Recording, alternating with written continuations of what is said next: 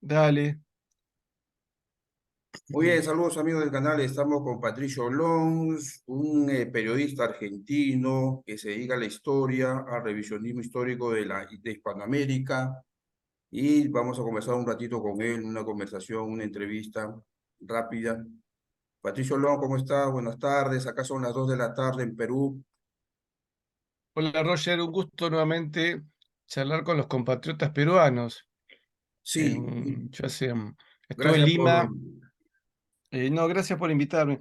Estuve en Lima en noviembre y Ya, la verdad que para mí fue muy emocionante poder hablar ante nuestros compatriotas del Perú. Y digo así porque alguna vez escribí un artículo que lo pueden buscar en internet que lo titulé La peruanidad de los argentinos. sí, ahí lo tengo.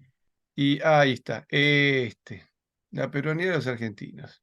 Pongan ese título, ponen al lado mi apellido, mi nombre y apellido, y les va a aparecer posiblemente o acá en el Diario de los Principios o en comunidadhispanista.com, que es mi sitio web. Ahí en comunidadhispanista.com están casi todos mis artículos. Y bueno, como ves, tengo la Cruz de Borgoña, que es la bandera, que es la base de la bandera peruana también. Es curioso porque los dos únicos países que tenemos una bandera con vexilología, o sea, con estudio heráldico, somos los argentinos y los peruanos, porque ustedes tienen la bandera de la Casa de Austria y nosotros la bandera de la Casa de Borbón. Em, entonces, bueno, y creo que, bueno, hasta 1776 fuimos peruanos. Vos tomás las partidas de bautismo de Belgrano, Manuel Belgrano y de José Gervasio Artigas y figuran nacidos en el Reino del Perú, uno de los tantos reinos de la corona castellana. Es decir, todos éramos peruanos españoles, ¿no? Podemos decir, o peruanos castellanos, pero digamos, todos hijos de Isabel y Fernando.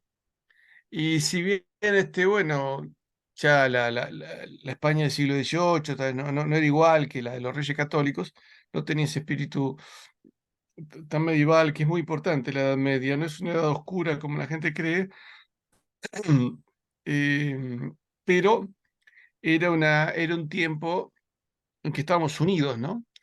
Es decir, no hubiera necesitado nunca yo un pasaporte para viajar de Lima a Buenos Aires o de Santiago de Chile a Caracas o de Montevideo a Tegucigalpa. Ni siquiera hubiésemos necesitado o de Ecuador a Península de la Florida, ¿no? O de California, Santa Fe, Bogotá, porque éramos todos un solo país, que bueno, luego lamentablemente nos han dividido en 20. Y vos es que hay muchos países que todavía nos siguen viendo como una unidad, ¿no? A mí me sorprendió unos periodistas rusos, en un par de oportunidades, un periodista ruso y un profesor ruso de literatura española, y ellos nos ven como un solo país. Ustedes se ven como 20 países. Pero es absurdo que se vean como, si hablan la misma lengua. Me dice, le rezan a Jesucristo de California hasta el Arauco chileno, la Bocanía chilena y la Patagonia argentina. ¿Dónde está la diferencia? No hay Los diferencia. modismos, la gastronomía, me decía el ruso, pero en Rusia también no se come igual en Vladivostok que en los límites con Polonia, me dice, son distintas cocinas, ¿no? Pero nosotros hemos insistido mucho y creo, Roger, que eso nos ha hecho mucho daño. Y cuando hemos tratado de hacer algo juntos, mirá la guerra de Malvinas, cuando Perú nos envió un escuadrón de caza de combate. Y yo digo, si hubiéramos sido una sola potencia, pero Inglaterra no solo no se hubiese atrevido a venir en 1982, no se hubiese atrevido a invadir Malvinas en 1833, ni lo hubiera pensado.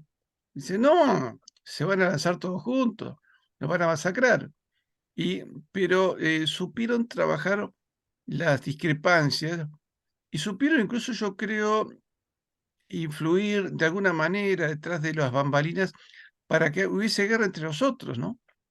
A mí me duele mucho que eso, la guerra de Chaco entre Paraguay y Bolivia, las guerras que tuvieron Chile con Perú y Bolivia, las dos guerras de Perú con Ecuador, nosotros con la guerra Uruguay, nosotros y Brasil, la guerra de Triple Alianza con Paraguay, la guerra del fútbol entre Honduras y El Salvador, todas guerras sin sentido, Roger. Porque la guerra es una acción política violenta para producir determinado cambio político, para imponer por la fuerza una decisión política. Y, y las grandes decisiones políticas se han tomado en otras partes del mundo. Es decir, todas estas guerras entre nosotros no han modificado en absoluto el panorama internacional. Yo digo, si Ecuador y Perú, en vez de agarrarse a tiros dos veces, tomaron una guerra cara, ¿viste? Te voltea un avión de combate y son varias Sí. decenas de millones de dólares. Si te tiraron 50 millones de dólares y podés reformar 20 hospitales con equipo nuevo, pintura. Entonces, yo digo, hubieran usado esa plata para hacer una empresa binacional ecuatoriano-peruana, porque a ese lado tenemos que apuntar. Yo creo, fíjate, nos ha pasado con las líneas aéreas y nos ha sido todo muy difícil sostenerla, ¿viste? Uruguay no pudo sostener Pluna, primeras líneas uruguayas de navegación aérea. ¿Qué pasa si tuviésemos una aerolínea común hispánica? ¿Mm? De acá hasta México, repartirnos, ponernos de acuerdo a ver cuáles serían los objetivos de esta empresa, el mercado interno, el mercado externo, qué rutas nos interesaría. Y además, los aviones de cabotaje los podría fabricar Embraer, por ejemplo, Brasil. Y los grandes, bueno, comprarlos a las aerolíneas grandes, ¿no? Pero esto nos permitiría una alianza. ¿Qué pasa si la compramos a Estados Unidos o si la compramos a Europa, los aviones? Eso ¿Qué te opinas da un peso político a la hora de negociar. sobre el tema de Guatemala y su diferendo que tiene con Belice allá en La Haya? Ya el 2024 van a sacar el resultado. Mirá, y vos sabés que, Roger, vos sabés que los argentinos ahí tenemos Argentina, y lo digo con todo dolor, porque soy argentino de muchas generaciones, pero no me hago cargo de las barbaridades que hacen nuestros gobiernos, nos vamos por partes. Digamos, las barbaridades que han hecho los gobiernos argentinos no son culpa mía. Este, Nos portamos mal dos veces. Con Guatemala en 1977, cuando ellos presentan el diferendo por Belice, yo no sé si fue la OEA o en Naciones Unidas, y al cuerpo diplomático argentino votó en contra de los intereses de Guatemala. Estamos locos.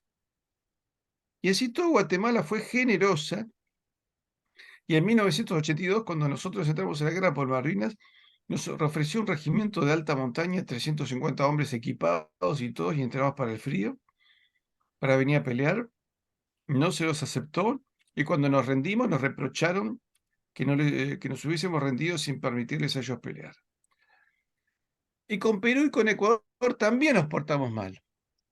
Porque cuando se produce la guerra entre Perú y Ecuador, la última, nosotros éramos un país garante de la paz. Entonces, lo que tendría que haber hecho el gobierno argentino y los otros garantes, pero caerse en sus aviones presidenciales en la zona de litigio y pararse ahí. Y decir, bueno, señores, si va a haber una guerra van a matar a varios presidentes. Paren acá que analicemos esto. A ver, ¿cuál es la conveniencia de ambos países? ¿Cuál es el tema en disputa? Hagamos una empresa en conjunto. De golpe ponemos capitales entre todos los países y ayudamos. Y no, Argentina cometió la villanía de venderle armas a una de las partes en conflicto, le vendió a Ecuador. Y así todo, a mí me llamó la atención, Roger, que cuando estuve en Perú, yo aproveché, y aprovecho esta circunstancia para Claro. reiterarlo, para pedirle perdón al pueblo peruano en nombre de todos los argentinos.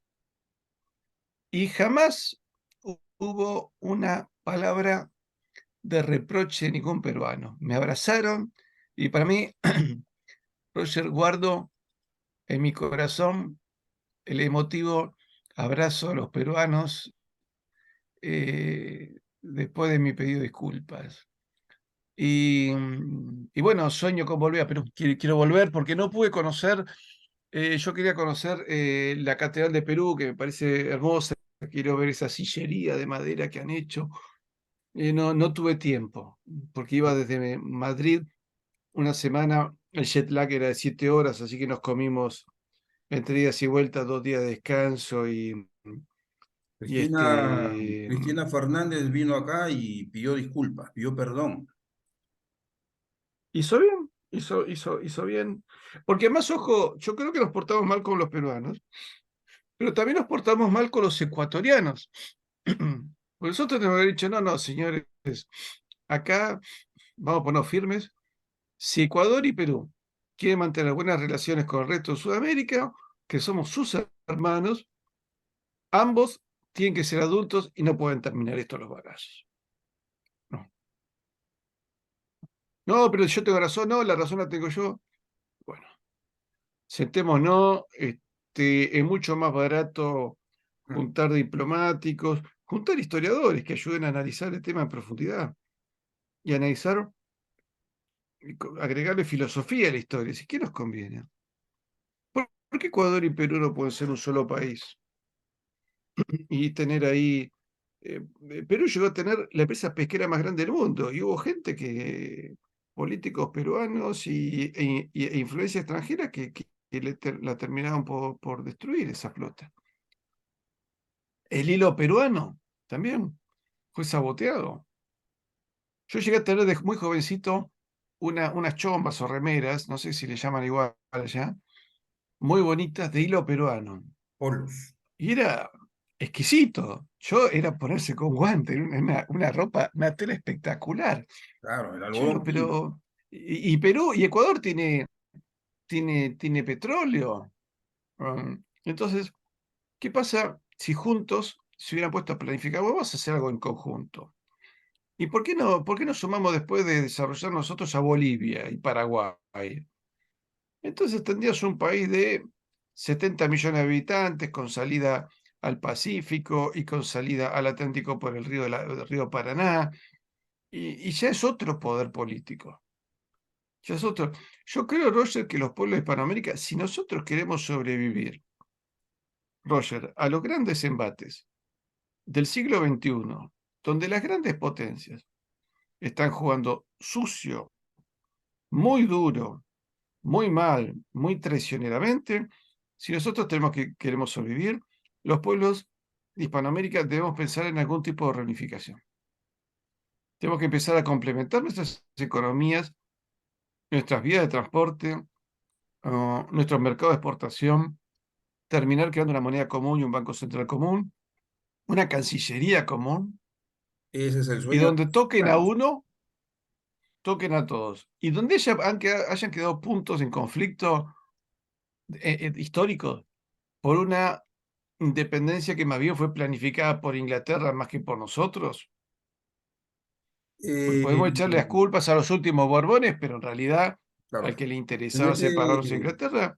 Y ahí en ese, tendríamos aquí alguna posibilidad, discúlpame, alguna posibilidad de enfrentar este mundo.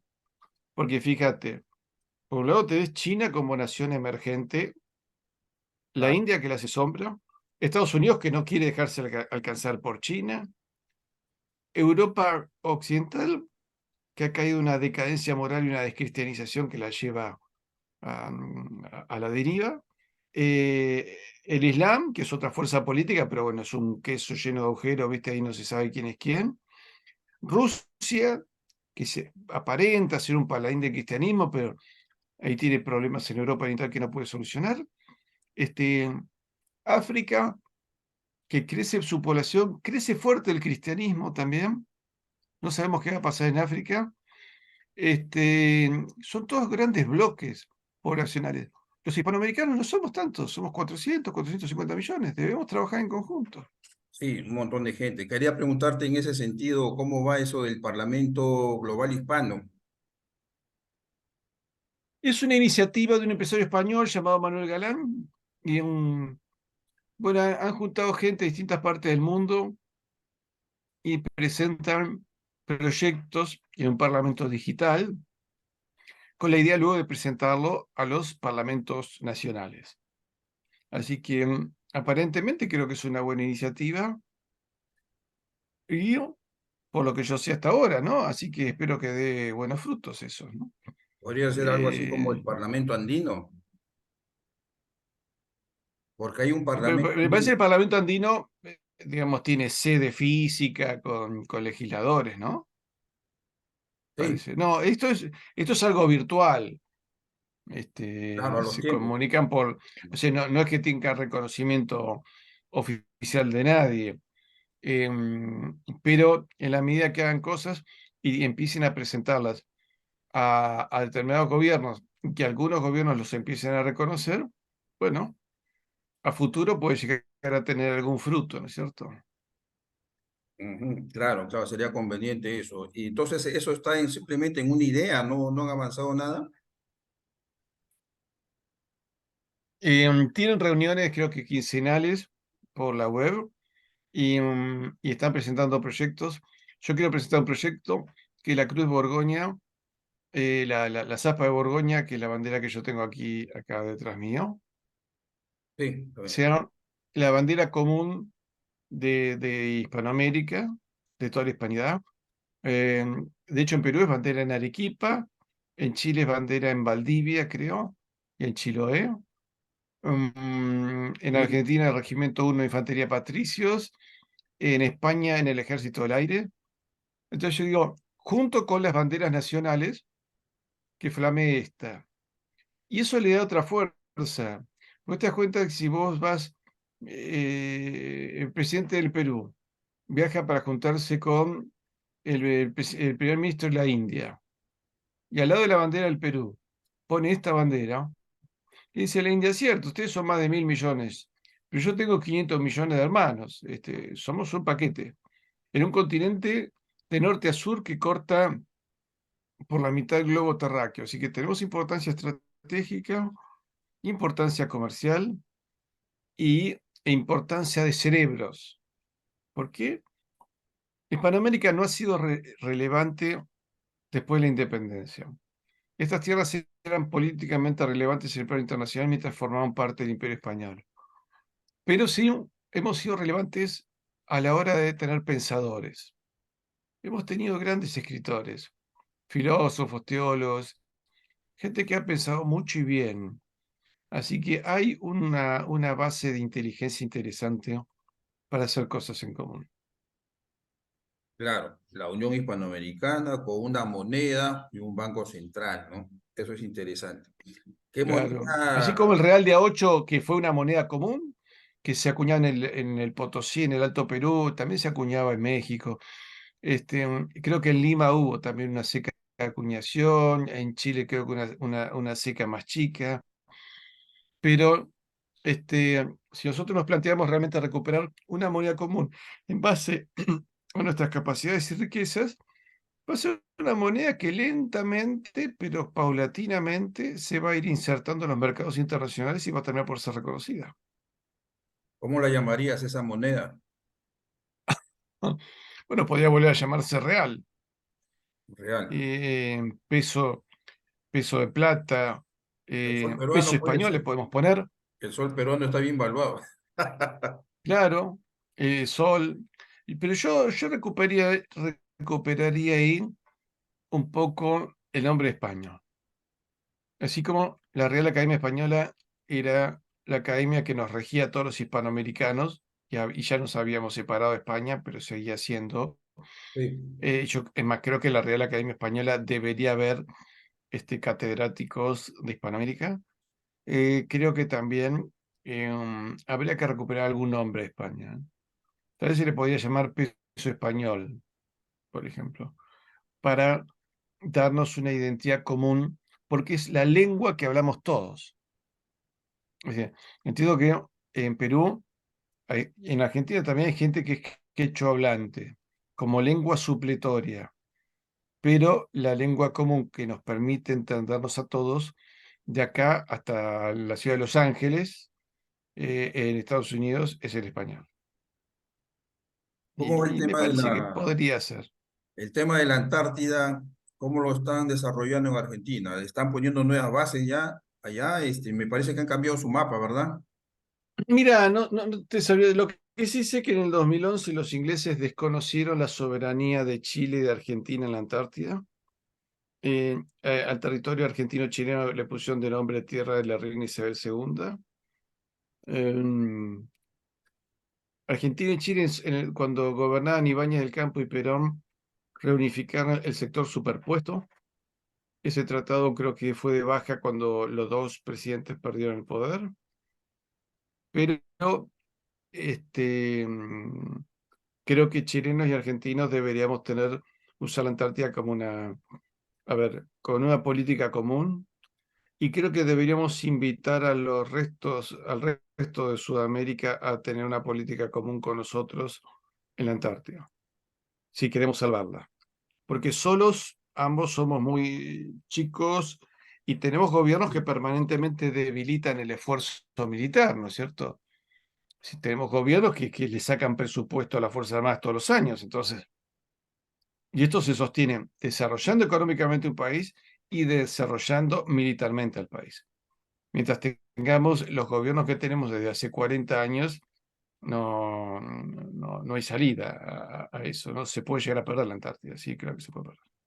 Y con eso se pierde el mar argentino y ponemos en riesgo la Araucanía chilena y la Patagonia argentina. Ya, leí hace poco que iban a volver una base antártica, me parece que es la base Marambio, le iban a pasar de ser una base temporal a ser una base permanente.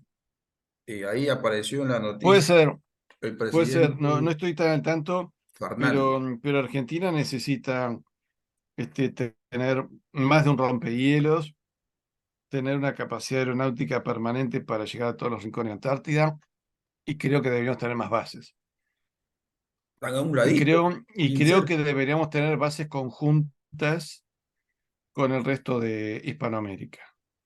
Yo sinceramente invitaría a los uruguayos, a los peruanos, a todos en Sudamérica a que colaboren con nosotros y tener bases comunes para tener ocupación física de científicos, de militares y de familias. Viendo a futuro, no sé qué utilidad se le puede llegar a dar a la Antártida, pero es enorme la Antártida, es casi tan grande como Sudamérica. Entonces me parece que no es un territorio para despreciar, es un territorio que hay que cuidarlo, ¿no es cierto? ¿Con qué fines? Y bueno, el futuro lo dirá, pero en principio no creo que tengamos por qué regalárselo a nadie, ¿no? Claro, lo del Polo Norte dicen que debe ser un patrimonio de todo el mundo, ¿no? Pero en el Polo Norte está bien ya los territorios tomados por los países que están cerca.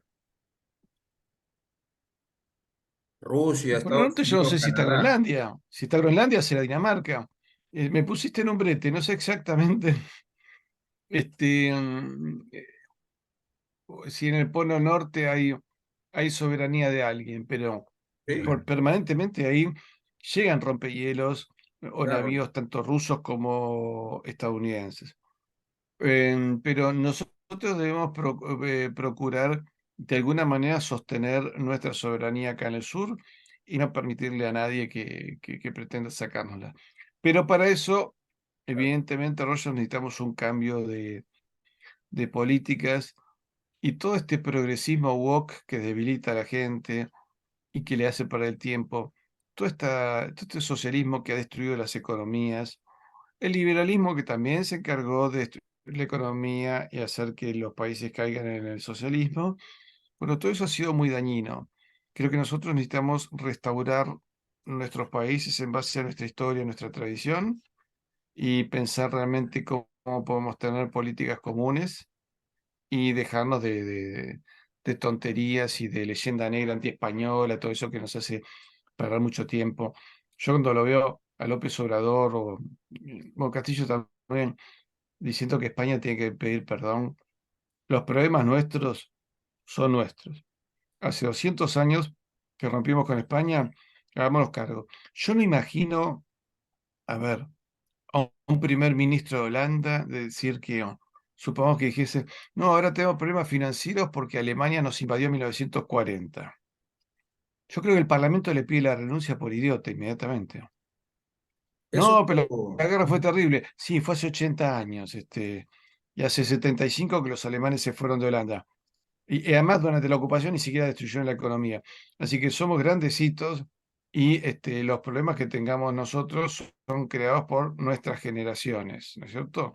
Podemos echarle a cada generación a una o dos atrás para atrás, pero son problemas generados por nosotros. Y acá también. eso Eh, um, lo sacó ahí al tapete en la reunión, ¿no? De la 21ª, creo, Feria del Libro, no, Feria de la Lengua Española en Argentina, me parece que fue en Córdoba, ¿no? Y Vargas Llosa dijo justamente lo que tú estás diciendo, no solo que con otras palabras, que se habían equivocado. Y justamente estaba sí, reprochando lo que decía, lo que había dicho López Obrador, ¿no? Sobre ese tema, que le echaba la culpa a los españoles de las desgracias de América. claro, y eso es desconocer absolutamente la historia. Es decir, en Tenochtitlán, donde antes se hacían sacrificios humanos, Hernán Cortés impidió que se continuasen con los sacrificios humanos y el canibalismo que practicaban los aztecas, liberó a centenares de tribus sometidas por la tiranía azteca, y en ese lugar construyó un hospital, el Hospital de Buen Jesús, creo que se llama, que todavía existe, todavía cumple. El edificio está, bueno, alrededor de ese se ha hecho un edificio moderno, actualizado a la medicina de hoy, ¿no? En la parte antigua quedó como oficinas, creo, pero existe. Es decir, me parece que entre los sacrificios humanos y el Hospital de Cortés ha habido un avance importante. Y segundo, no nos confundamos. No es que todo este continente era de las tribus, muchas tribus eran nómades, y si vos tomás todas las tribus de América, no ocupaban más del 5% del territorio americano. Todo esto era, ¿cómo se dice? Em, Era tierra virgen, ¿cierto? Estaba desocupada, ¿cierto? Y así, y España expandió Castilla. Castilla se venía expandiendo en la lucha contra los moros y luego descubrió América y ahí llegó. Uno dice, no, pero no descubrió América porque América estaba. Yo no digo que inventó el continente, porque eso es la creación de Dios. Sí lo descubrió y lo unió con el resto del mundo. Porque, a ver, un indio, un inca, no tenía ni la más remota idea de que existían, qué sé yo, los holandeses. Pero tampoco un sioux sabía que existían los charrúas, un araucano no sabía que existían los comanches, no se conocían entre sí, no tenían una idea continental. Y algo que yo vi en Perú, que eso sí creo que encontré algo que me pareció muy errado, me mostraron lo que eran las ruinas de Caral, que dicen que tenían 2700 años, que tuvieron un desarrollo interesante, y después desarrollaron tal cosa, tal otra, hasta que hace 500 años llegaron los españoles y como que le cortaron desarrollo. No, no es así. Antes de la llegada de los españoles no hay historia, hay apenas arqueología, pero no se sabe con exactitud. Sí, llegó muy linda la ruina de Caral. Ahí me puedo asegurar si no hubo lucha dinástica, si no se mataron unos a otros, por qué desapareció este pueblo, qué pasó. Porque todo eso ocurrió antes, siglos antes o milenios antes que llegaran los españoles. Entonces, a partir de España, ustedes las lenguas las pudieron pasar a escritas. Sí, pero había códices. Había tribus que habían tenido códices y que los incas se las destruyeron. Porque cuando España preguntó, ¿y esto cómo se hizo? Esto, no tenemos ni idea. ¿No es cierto? Nadie sabía cómo habían sido las obras de los mayas, por ejemplo. Los Y tipos. España tuvo que hacer todo un trabajo arqueológico para recuperar eso. Y, y las lenguas americanas pasaban a ser escritas porque eran ágrafas, no se escribían. Entonces, en realidad, los americanos lo único que podemos hacer mirando a España es decirle gracias. Si en el medio hubo abuso de aquí o allá, esas son las pequeñeces y las maldades humanas que no se pueden impedir en ningún régimen. O vamos a decir que nuestras democracias y nuestras repúblicas han sido florecientes, no. ¿Acaso nunca hemos sufrido abuso de parte de los políticos? Siempre hemos sufrido abuso de parte de los políticos. Entonces, ¿Puedes hablarme un poquito sobre tu aportación al libro Cartas Hispanistas del Rey de España? sí, me llamaron de España y me dijeron si quería colaborar junto, éramos 16 autores, creo que 7 u 8 somos americanos y 8 o 9 españoles, donde cada uno aporta un aspecto en un libro que se llama Cartas Hispanistas al Rey de España, y que mi artículo es Alegato en defensa de Occidente, dirigido al rey. Pero en realidad es un libro de interés para cualquier hispanohablante. O sea, no necesitas ser el rey de España para leerlo. Ojalá que lo lea. Así que sabemos que en el Palacio Real lo han recibido, porque nos han dado una carta indicando que sí, que lo han recibido. Y bueno, estamos muy orgullosos. Ojalá el rey y las infantas lo lean, ¿no? Pero mi idea ahí fue defender, explicar que España fue la defensora de Occidente y fue la que trasladó el Occidente al Nuevo Mundo, a un mundo donde había sacrificios humanos, barbarie y canibalismo, donde había poblaciones que tenían la pirámide de población invertida por la cantidad de hombres muertos a causa de las tribus más salvajes y más caníbales. Y España trajo el derecho romano, la filosofía griega, la fe de Tierra Santa. Pues dice, no, pero acá tenemos nuestra propia filosofía. No, no había filosofía indígena. Discúlpenme. Había ideas. Sí, no robar, no matar. Bueno, pero eso es como, digamos, sentido común y lo básico, ¿no es cierto? Como decir que el auto tiene ruedas y volante, nada más. Pero filosofía en serio, como desarrollaron los griegos de Parménides del siglo VII antes de Cristo hasta el monte Academos, eso es un aporte griego y se lo debemos reconocer a Grecia y debemos agradecerle a España que trajo todo ese pensamiento a América. Y el cristianismo, y me parece que entre el cristianismo, donde está Dios que se inmola por la humanidad, al sacrificios humanos, donde creían que había que matar a una jovencita para que al día siguiente salga el sol, me parece que también ha sido un avance enorme el haber aceptado el cristianismo y asegurar la salvación de las almas. Y el derecho romano y la constitución romana de los estados y permitió crear un imperio en América y luego permitió crear estados nacionales, que bueno, se crearon como estados nacionales, pero fueron débiles y no lograron nunca sacar a los pueblos de la pobreza, que es un problema que tenemos desde la independencia. ¿Por qué? Porque antes de la independencia estas tierras producían riqueza con valor agregado. Si vos tenías el cuero, ponías un cuero en la pampa, una vaca. Con el cuero se hacía la montura. La montura se trasladaba a nuestras propias tropillas de bueyes, que eran la flota de camiones, podemos decir, de los siglos XVII, XVIII, hasta llegar al puerto de Valparaíso o al de Lima. ¿Mm? Y los buques que salían del puerto de Valparaíso llegaban al de Lima. Juntos salían hasta México, que en aquel momento se llamaba Nueva España. Y todos juntos con mercadería llegaban a Manila, donde nuestras propias casas comerciales vendían todos esos productos en China, en la India, en Corea. Entonces teníamos toda la cadena de valor agregado. Mm. Pero esto, Bueno, hoy se perdió. Hoy vendemos productos primarios, ¿no es cierto? Vendemos me soja, vendemos parece, trigo. No vendemos el trigo y la soja convertido en un producto comestible. No los transportamos en nuestras flotas mercantes, en nuestros buques construidos en nuestros astilleros, ni los comercializamos en otras partes del mundo con nuestras propias casas de comercialización. Con lo cual, en vez de ganar 100, ganas 10. Por lo tanto, nunca vas a tener una clase media, sino que vas a tener clases pobres. muy bien, mira, nos está quedando 2 minutos de una pregunta rápida. Si tú, ¿qué piensas acerca del catolicismo? ¿Piensas que debería ser la única religión en Hispanoamérica o deberían compartirse con otras? Debería haber más.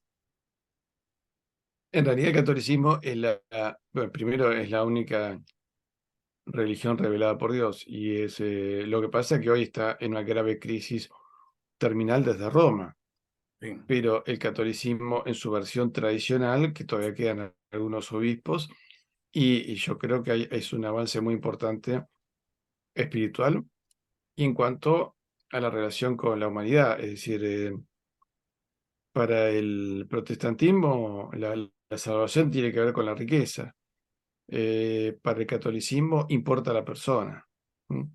Así que, y además porque todo digamos, la revolución protestante es una cosa que viene después. Dios no le reveló la verdad a Lutero, se la reveló a San Pedro. Entonces, todos esos cristianismos posteriores son cristianismos que produjeron guerras de religión en Europa. Sí, la verdad. escándalo. Ahora después, bueno, puedes obligar a la gente a que crea. Vos podés a la gente presentar la verdad. Después, yo tengo hispanistas que son amigos judíos, tengo algunos incluso musulmanes. Me dicen, mira, pero mi tradición es esta, y bueno, hay hispanistas protestantes, incluso acá en la Argentina, ¿no? O sea, no significa hacer la guerra a nadie, ni pelearse con nadie, ¿no? Cada uno entiende la tradición de acuerdo a lo que puedo entender, pero desde el punto de vista del Estado, lo que debería promoverse es la fe roma y no permitir las sectas que están llegando a Estados Unidos, por ejemplo, que es una invasión Nos queda 20 segundos. mexicana. Te agradezco, Patricio Long, por haber estado aquí un rato conversando conmigo. Nos quedan 20 segundos. Quisiera decir algo más antes de que se corte. Bueno, invito a todos que entren a YouTube, a mi canal, que se llama Historia con Patricio Lons, se suscriban y vean aquellos videos que hice sobre la independencia y sobre la civilización española, y algunos videos de cultura general sobre nuestra identidad que creo que les puedan resultar de interés, y aquellos que hice sobre Perú y sobre Bolivia que creo que les van a gustar. Así que YouTube, Historia con Patricio Lons. Están invitados a suscribirse. Muchas gracias, Roger. De nada, gracias a ti. Bueno, ya en 2 segundos se corta esto, así que vamos a ir poniendo por acá.